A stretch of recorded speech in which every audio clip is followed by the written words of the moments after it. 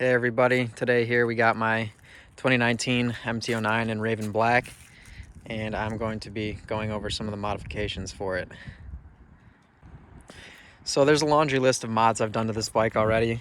I guess we'll start from the front and work our way back. First we got the Puig Windscreen. I think it's the best looking windscreen that they offer for this bike, but it's not super intuitive on the highway. You still get a lot of wind push and resistance. I've heard a lot of people say they like the MRA racing one, so I was considering having that as well for a kind of a dual setup depending on the day and the type of riding I was going to do, but haven't decided yet on that. So then we'll go to the sliders. We have RNG Racing front sliders for the forks, and then Light Tech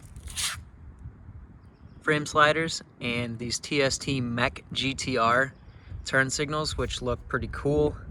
They have running lights, so that's what they look like on. I know it's in the sunlight so you can't see that well, but the running lights turn off when you turn the turn signal on, and then when you're done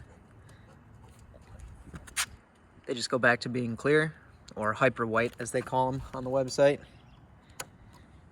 Next we got the Crg Racing Levers, the Roll-A-Click RC2 levers, and the Crg Aero aluminum mirrors, which I love, and they're great.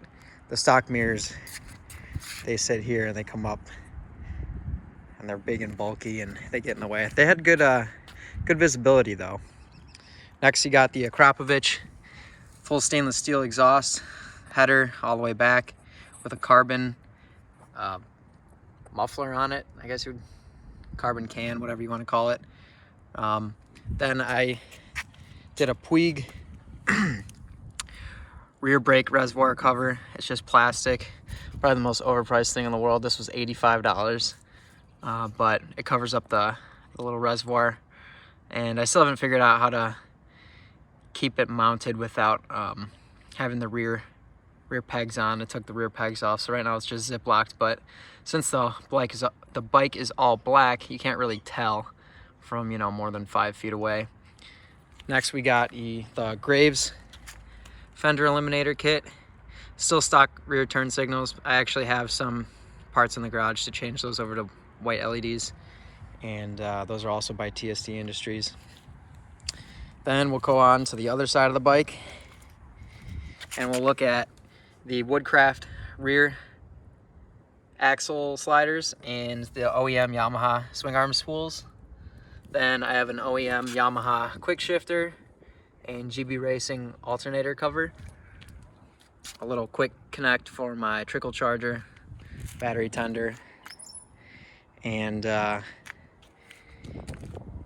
that covers all of it.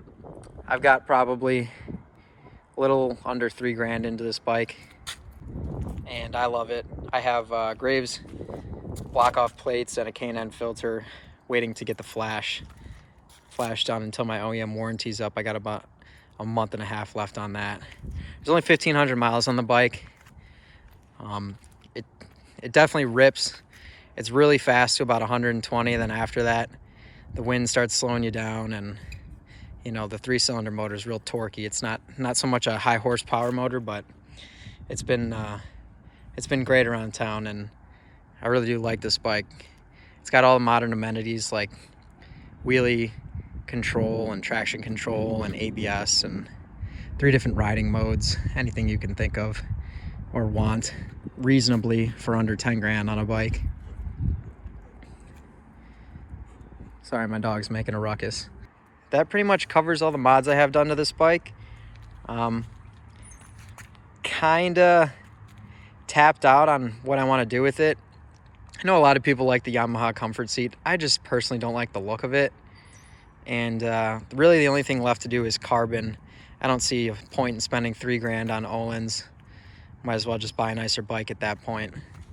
So yeah, I might do some carbon, and after I change the rear turn signals and get it flashed, I'll pretty much be done. But I've had this bike for just under a year and it's treated me great. I like the modern amenities, and how fast it is. So yeah, that's my 2019 MT09. Here, I'll give you guys a little exhaust clip too from the Hitch.